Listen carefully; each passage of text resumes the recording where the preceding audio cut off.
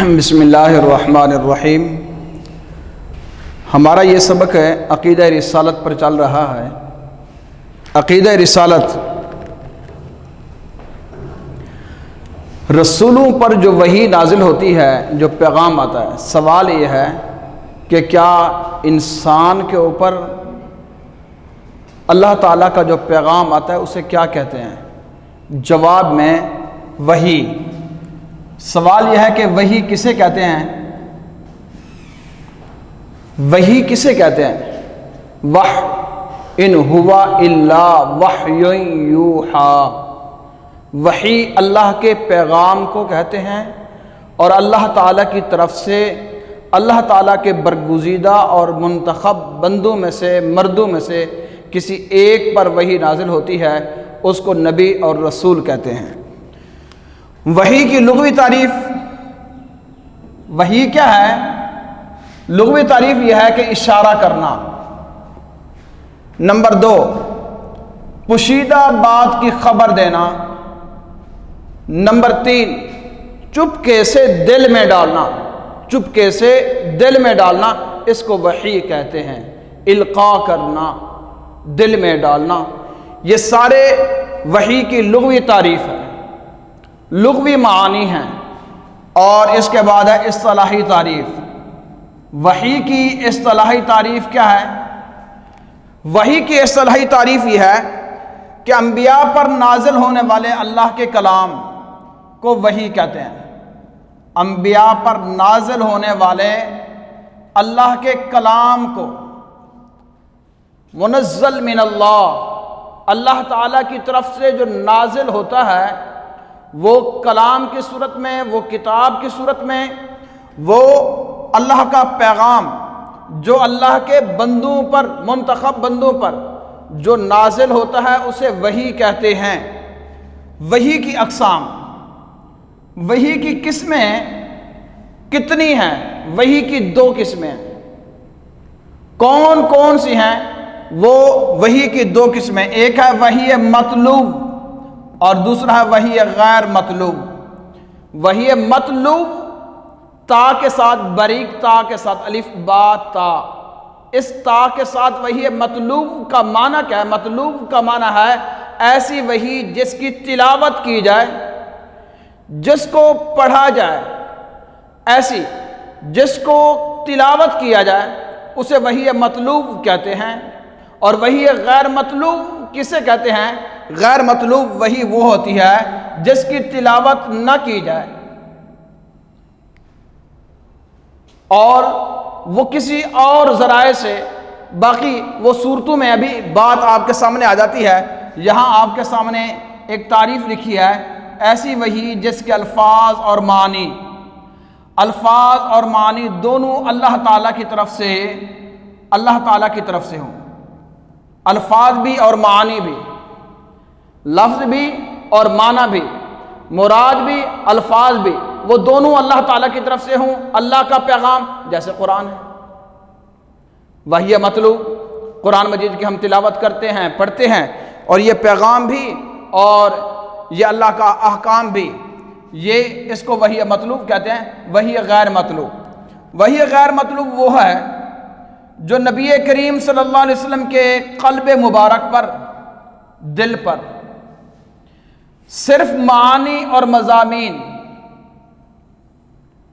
صرف معانی مضامین کی شکل میں القاء کی گئی ہو۔ القاء کا معنی کیا ہے؟ ڈالنا۔ یہاں ایک سوال ہے، نبی کریم صلی اللہ علیہ وسلم کے جو کچھ دل میں ڈالا جاتا ہے وہ وحی ہے؟ جی، وہ وحی ہے۔ کیسے؟ القاء، اللہ نے دل میں ڈال دیا۔ انبیاء کرام کے جو خواب ہوتے ہیں نا، خواب بھی وحی ہوتے ہیں۔ وہ اللہ تعالیٰ ان کو وہی کچھ دکھلاتے ہیں جو حق اور سچ پر مبنی ہوتا ہے، وہ اللہ تعالیٰ کی طرف سے ہوتا ہے۔ تو ان معانی کو آپ صلی اللہ علیہ وسلم نے وحی آگے جب نبی کریم صلی اللہ علیہ وسلم بیان فرماتے ہیں، ان معانی کو، یعنی معانی اور مضامین کو آپ صلی اللہ علیہ وسلم صحابہ کے سامنے کبھی اپنے الفاظ اور کبھی افعال، کبھی خود فرماتے ہیں اپنی زبان مبارک سے، کبھی کر کے دکھاتے ہیں۔ جو فرماتے ہیں وہ بھی اور جو کر کے دکھاتے ہیں وہ بھی، یا ان دونوں سے جو بیان کرتے ہیں اسے وحی غیر مطلوب کہتے ہیں۔ یہاں حدیث کی 3 قسموں کی طرف اشارہ ہے۔ حدیث کی 3 قسمیں، احادیث وہ بھی ایک وحی کی ایک شکل ہے۔ وحی کی صورتیں وہ کیا ہیں؟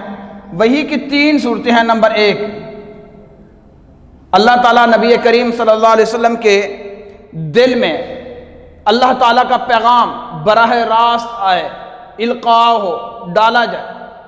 نبی کریم صلی اللہ علیہ وسلم پر وحی بھن بھناٹ کی شکل میں آتی تھی، ایسی آواز آتی۔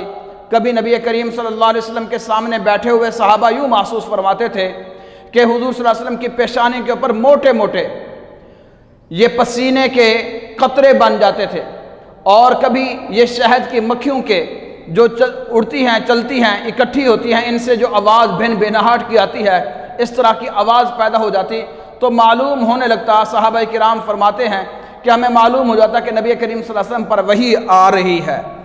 اور کبھی پردے کے پیچھے سے سنوا دیا، کبھی کوئی پیغام پردے کے پیچھے سے آواز آئی۔ اللہ تعالیٰ کبھی یوں بھی وحی کی ایک صورت فرشتے کے ذریعے سے، وحی کی یہ 3 صورتیں براہ راست یا پردے کے پیچھے سے یا فرشتے کے ذریعے سے، یہ قرآن مجید سے باقاعدہ ایک دلیل ہے۔ سورۃ الشورى آیت نمبر 51، جس میں اللہ تعالیٰ خود وحی کے بارے میں ارشاد فرماتے ہیں، وَمَا كَانَ لِبَشَرٍ أَن يُكَلِّمَهُ اللَّهُ، نہیں ہے کسی بشر کے لیے، بشر کا یہ مقام نہیں ہے، یہ مقام و مرتبہ نہیں ہے کسی انسان کا یہ کہ وہ کلام کرے اللہ تعالیٰ سے۔ انسان ڈائریکٹ اللہ سے بات نہیں کر سکتا۔ اللہ کا پیغام کیسے ہو سکتا ہے؟ اللہ کا پیغام انسان کے اوپر، نبی اور رسول بھی تو انسان ہیں، انبیاء اور رسولوں پر اللہ کا پھر پیغام کیسے نازل ہوا؟ تو فرمایا قرآن مجید میں الا وحیا، الا بمعنی قلہ، پیچھے انکار، آگے اس بات فرمایا ہاں کچھ صورتیں ہیں جن صورتوں کے تحت اللہ تعالیٰ اپنے بندوں میں سے برگزیدہ اور منتخب بندوں پر وحی فرماتے ہیں، الا وحیا، یا وحی کے ذریعے سے، یا او من وراء حجاب، یا پردے کے پیچھے سے سنوا دیتے۔ دوسری صورت، تیسری، او یرسل رسولا، یا وہ اللہ تعالیٰ بھیج دیتے ہیں رسول کو۔ یہاں رسول کے اوپر بات سمجھیں، رسول بمانا اللہ تعالیٰ کا وہ رسالت، جو منصب رسالت جس شخص کو عطا کی جاتی ہے اسے بھی رسول کہتے ہیں۔ رسول کا معنی ہے پیغام پہنچانے والا، دوسرا معنی ہے قاصد۔ یہاں رسول بمانا قاصد کے ہے، پیغام پہنچانے والا۔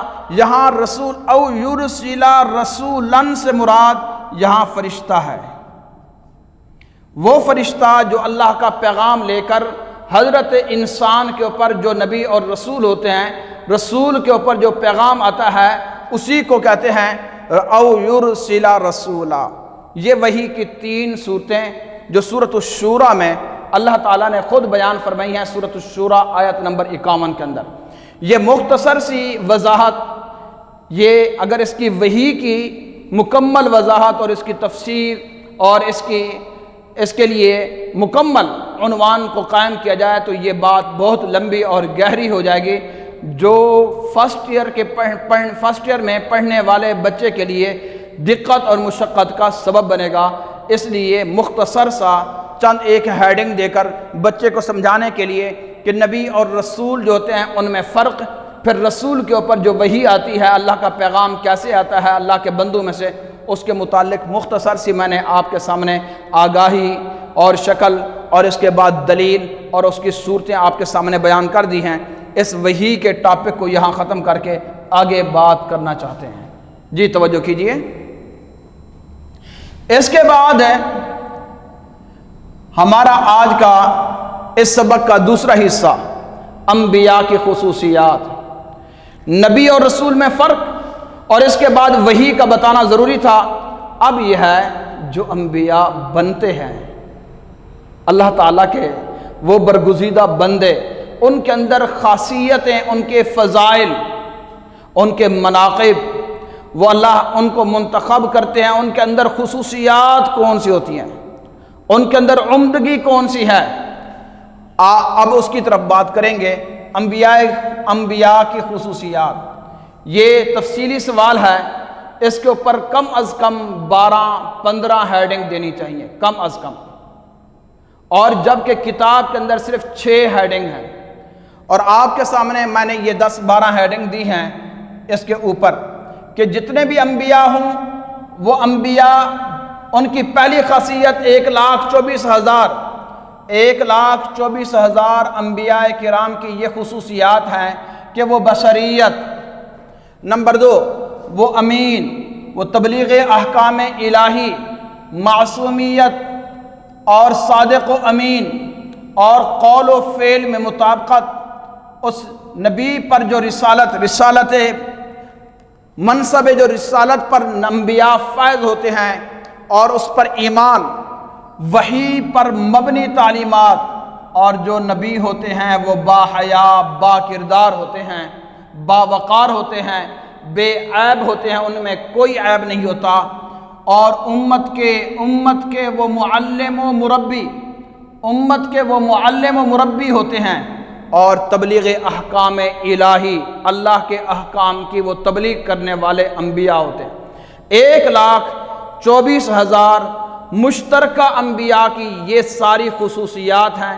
خصوصیات تو بہت ساری ہیں، اس کی تفسیر بھی بہت ساری ہے، اس کے اوپر میں نے ایک سطر لکھی ہے، جن لوگوں کو یہ منصب عطا کیا جاتا ہے، جن لوگوں کو لوگوں میں سے، جن بندوں میں سے، جن اللہ تعالیٰ کے بندوں میں سے، جو اشخاص جن کو اللہ مخصوص کرتے ہیں، خاص کرتے ہیں، جن کا انتخاب لاجواب کرتے ہیں، ان کے بارے میں ہے، وہ سب کے سب جتنے بھی انسانوں میں سے وہ انسان جن کا انتخاب خدا کرتے ہیں، نبی بناتے ہیں، منصب نبوت پر فائز کرتے ہیں، وہ نیکی کرنے والے ہوتے ہیں، نیک ہوتے ہیں، تقوی والے ہوتے ہیں، ذہین ہوتے ہیں، ذہانت پر فائز ہوتے ہیں، زہد والے، بے رغبت، دنیا سے رغبت نہیں ہوتی، لالچ اور حرص اور طمع سے محفوظ ہوتے ہیں،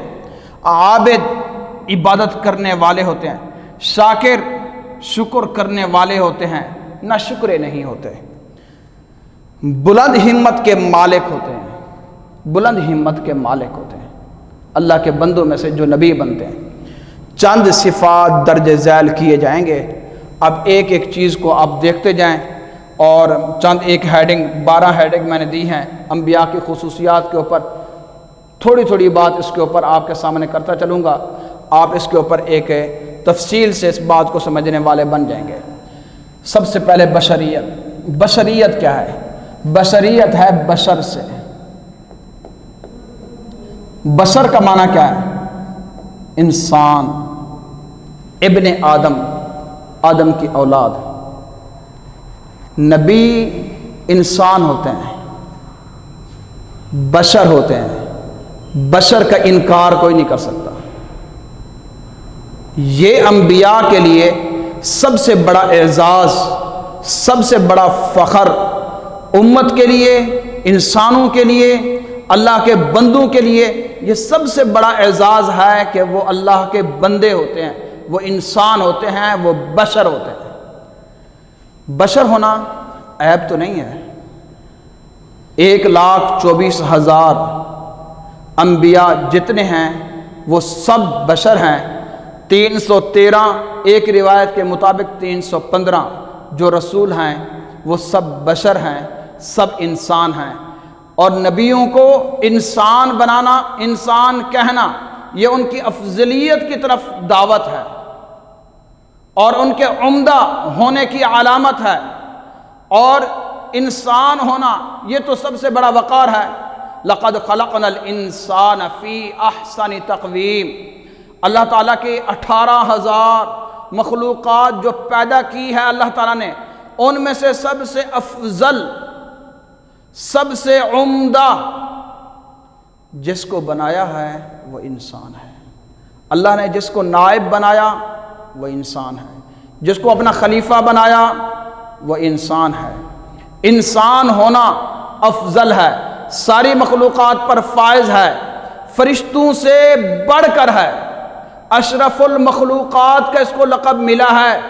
انبیاء جتنے بھی ہیں، وَمَا كَانَ لِبَشَرٍ أَن يُكَلِّمَهُ اللَّهُ إِلَّا وَحْيًا أَوْ مِن وَرَاءِ حِجَابٍ أَوْ يُرْسِلَ رَسُولًا فَيُوحِيَ بِإِذْنِهِ مَا يَشَاءُ فَيُوحِيَ بِإِذْنِهِ مَا يَشَاءُ۔ اور قرآن مجید میں قُلْ إِنَّمَا أَنَا بَشَرٌ، اللہ نے فرمایا نبی کریم صلی اللہ علیہ وسلم کو کہ آپ فرما دیجئے میں بشر ہوں، میں انسان۔ قُلْ إِنَّمَا أَنَا بَشَرٌ مِثْلُكُمْ، اور یہ بشر ہونا تو اعلیٰ ہے، افضل ہے۔ 1,24,000 انبیاء کی خصوصیات میں سب سے بڑی خاصیت، سب سے بڑی عظمت، سب سے بڑی فضیلت، سب سے بڑا اعزاز، سب سے بڑا اکرام اللہ تعالیٰ کی طرف سے جو انبیاء کو ملا اور جو نام ملا ہے وہ ہے بشریت۔ انبیاء جو ہیں وہ سب کے سب بشر ہوتے ہیں۔ امانت اور وہابیت، نبی امین ہوتے ہیں، امین الامانت، امانت دار ہوتے ہیں، امانت والے ہوتے ہیں، امانت ادا کرنے والے ہوتے ہیں۔ اللہ کی جو کتاب، جو صحیفہ، جو وحی اللہ تعالیٰ کی طرف سے نبی پر نازل ہوتی ہے وہ ویسے کے ویسے من و عن انہی الفاظ میں وہی پیغام امت تک پہنچاتے ہیں، امانت میں خیانت نہیں کرتے، وہ امین الامانت ہوتے ہیں۔ اور وہابیت، وہابیت کے لفظ کو سمجھنے کی بڑی شدید ضرورت ہے۔ وہابیت کیا ہے؟ اللہ تعالیٰ کا نام ایک وہاب بھی ہے۔ یہ جو لوگ کہتے ہیں نا وہابی وہابی، یہ تو اللہ کے نام کی نسبت ہے میرے بھائی، میرے عزیز اور میرے محترم۔ وہاب اللہ کا تو نام ہے۔ وہابیت، وہابی، یہ جو سارے لفظ ہیں یہ اسی سے ہیں، وہابیت سے۔ وہابیت کا معنی ہے عطیہ خداوندی۔ عطیہ خداوندی کیسے سمجھو گے؟ آپ یوں سمجھو، ایک بندہ ہے، اللہ نے اس کو 100 سال عمر دی، 100 سال میں آنکھ جھپکنے کے برابر نافرمانی نہ کرے، 100 سال جب گزر جائیں تو 100 سال کے بعد اس بندے کو نبوت مل جائے گی، منصب نبوت پر وہ فائز ہو جائے گا۔ ہر نبی اور رسول کو 40 سال بعد منصب نبوت اور رسالت عطا کی گئی ہے۔ تو وہابیت کا معنی ہے کہ یہ عطیہ خداوندی، جس کو اللہ منتخب کر لیں، اس کو نبوت پر فائز کر لیں۔ اللہ تعالیٰ جسے چاہتے ہیں اسے نبی بنا دیتے ہیں، جسے چاہتے ہیں اسے رسول بنا دیتے ہیں۔ یہ وہابیت عطیہ خداوندی ہے۔ اس کے آگے میں نے اس کا معنی لکھ دیا، وہابیت یہ ہدیہ، یہ تحفہ، اللہ تعالیٰ کی عطا، عطیہ خداوندی ہوتا ہے۔ تبلیغ احکام الہی، تمام انبیاء مبلغ ہوتے ہیں اور تمام انبیاء تبلیغ کرتے ہیں۔ تبلیغ، تبلیغ کا معنی ہے آگے پہنچانا، دین پہنچانا۔ احکام الہی، اللہ کے احکام کی تبلیغ کرتے ہیں، دین پہنچاتے ہیں، اللہ کا قرآن پہنچاتے ہیں۔ تبلیغ احکام، تمام انبیاء 1,24,000 انبیاء کرام تبلیغی ہیں، تبلیغ کرنے والے ہیں۔ تبلیغ دین کا سب سے بڑا حصہ ہے اور یہ سب سے بڑی عظمت ہے اور یہ فضیلت ہے اور یہ فضیلت والا عمل ہے جس کا انکار دنیا میں کوئی مسلمان نہیں کر سکتا اور کسی صورت میں نہیں کر سکتا اور کسی شکل میں نہیں کر سکتا۔ اللہ تعالیٰ نے انبیاء کو نبوت عطا ہی اس لیے کی ہے کہ وہ تبلیغ کریں، وہ تبلیغ کریں، وہ مبلغ ہوتے ہیں۔ شارح کتاب اللہ، شارح اللہ کے کتاب کی وہ تشریح کرتے ہیں، اللہ کی کتاب کی وہ تشریح کرتے ہیں۔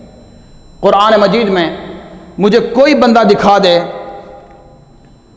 قرآن مجید میں جہاں لکھا ہو کہ صبح کی 2 رکعتیں ہیں، ظہر کی 4 رکعتیں فرض ہیں، عصر کی 4 رکعتیں فرض ہیں، مغرب کی 4 رکعتیں، حالانکہ قرآن مجید میں نماز کے پڑھنے کا، نماز کے قائم کرنے کا، نماز کا ادا کرنے کا حکم جو ہے وہ اللہ تعالیٰ نے 700 سے زائد مرتبہ دیا ہے۔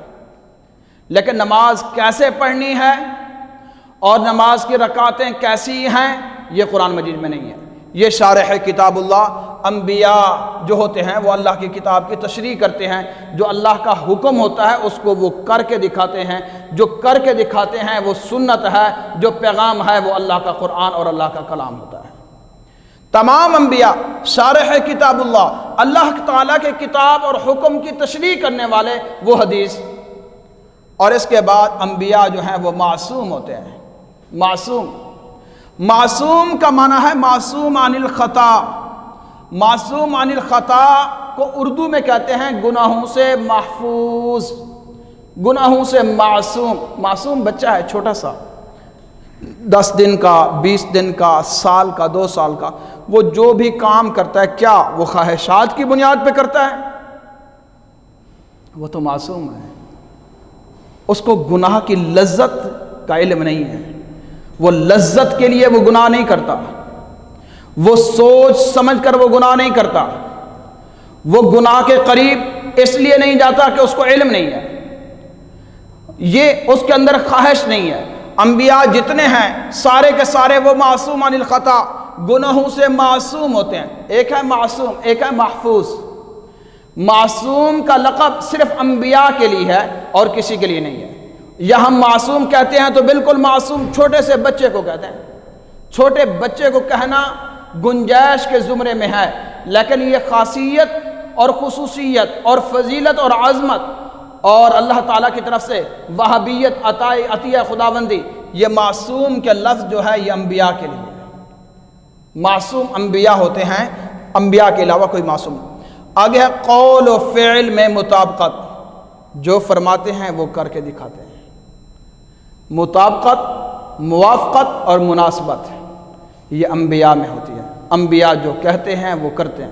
اللہ نے ایمان والوں کو ایک جگہ پہ فرمایا ہے، اللہ تعالیٰ نے یا ایھا الذین آمنوا لم تقولون ما لا تفعلون، جو تم نہیں کرتے وہ تم کیوں کہتے ہو؟ ایمان والو وہ کہو جو کرو۔ قول میں اور عمل میں مطابقت، موافقت اور مناسبت کا ہونا ضروری ہے، نہ کہ ایسے قول و فعل میں مطابقت، وہی پر مبنی تعلیمات۔ انبیاء جو تعلیمات دیتے ہیں وہ کسی اور انسان کی خواہشات کی، لوگوں کی، قوم و ملت کی نہیں، بلکہ وہ وحی پر جو اللہ تعالیٰ کی طرف سے نازل ہوتا ہے اسی پر مبنی جو تعلیم ہوتی ہے وہ آگے پہنچاتے ہیں۔ صادق و امین، سچے انبیاء تمام سچے ہوتے ہیں، وہ کسی کی بات میں جھوٹ نہیں بولتے۔ انبیاء کے اوپر یہ لفظ آ ہی نہیں سکتا، وہ صادق و امین، امانت دار ہوتے ہیں، باحیا، پاک دامن، عفیف۔ ان کی 40 سال پہلے نبوت سے پہلے والی زندگی اور نبوت سے بعد والی زندگی جتنی بھی ہوتی ہے وہ ساری باحیا ہوتی ہے، پاک دامن ہوتے ہیں، ان کے دامن کے اوپر داغ نہیں ہوتا، وہ بے داغ ماضی ہوتا ہے، بے داغ حال ہوتا ہے، بے داغ استقبال ہوتا ہے، بغیر کسی داغ کے وہ ساری زندگی گزار جاتے ہیں، ان کے اوپر کسی قسم کا کوئی عیب نہیں ہوتا، عیب جو کر بھی نہیں سکتے وہ اللہ تعالیٰ ان کو نہ پہلے عیب کے اندر وہ مبتلا ہوتے ہیں نہ بعد میں ہوتے ہیں، وہ بے عیب ہوتے ہیں۔ صادق و امین، باحیا، با کردار ہوتے ہیں، باوقار ہوتے ہیں، باحیا ہوتے ہیں اور واجب الاطاعت ہوتے ہیں۔ ہر نبی کی اس کی امت کے اوپر لازم ہے کہ وہ اطاعت ان کے اوپر لازم ملزوم کے درجے میں ہوتی ہے کہ وہ ہر صورت ان کی اطاعت کریں گے، وہ واجب الاطاعت ہوتے ہیں۔ ہمارے نبی حضرت محمد الرسول اللہ صلی اللہ علیہ وسلم ہیں، ہم امتی ہیں، ہم اپنے نبی حضرت محمد الرسول اللہ صلی اللہ علیہ وسلم کی ہمیں ہمارے اوپر اطاعت واجب ہے، ہم اطاعت کریں، اور ہر صورت ہمارے اوپر یہ فرض ہے۔ اور امت کا معلم و مربی، ہر نبی استاد ہوتا ہے، اپنی امت کا استاد، امت کا معلم اور مربی، تربیت کرنے والا، علوم ربانی پہنچانے کے بعد کر کے دکھانا، اور اس میں اگر کمی کوئی کرے تو اس کو بتانا، پھر سمجھانا اور اس پر لانا، یہ انبیاء کا کام ہے۔ تربیت کرنا، کتاب اللہ کا شارح، یہ بات پہلے بھی آپ کے سامنے آ چکی ہے، شارح کتاب اللہ، تو اللہ تعالیٰ کی کتاب کی تشریح کرنا، یہ اس کے علاوہ بھی بہت ساری ہیڈنگ تھی، لیکن وہی اور اس کے بعد انبیاء کی خصوصیات 1,24,000 انبیاء کی جو مشترکہ ہیں اس کے متعلق آپ کے سامنے میں نے ساری گفتگو مکمل کی ہے۔ اللہ تعالیٰ سے دعا ہے کہ اللہ رب العزت ایسی دینی تعلیمات کو سیکھنے اور اس پر عمل کرنے کی توفیق نصیب فرمائے۔ جزاکم اللہ واحسن الجزا۔